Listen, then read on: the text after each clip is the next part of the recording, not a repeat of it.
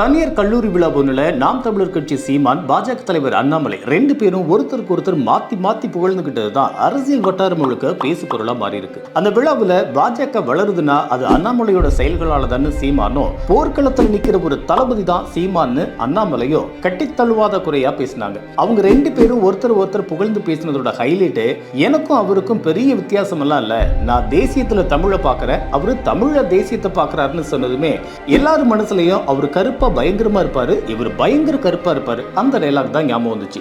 சீமான் இப்படி பேச ரெண்டே காரணம், ஒன்னு பெரியார் பிரச்சனை, ரெண்டு விஜயலட்சுமி பிரச்சனை. டிஎம்கே கிட்ட இருந்து தப்பிக்க எனக்கு வேற வழி தெரியல ஆத்தா அப்படின்னு இப்படி சரண்டர் ஆகியிருக்காரு.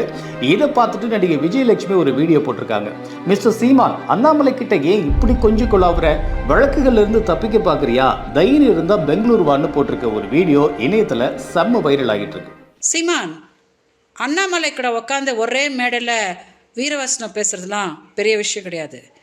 நேருக்கு நேர் ஏன் முன்னாடி உக்காந்து இந்த பிரச்சனையை சால்வ் பண்ணாதான் நீங்கள் ஒரு ஆம்பளை, நீங்கள் ஒரு தலைவன் அப்படின்னு மக்கள் ஒத்துக்குவாங்க. ஓகே.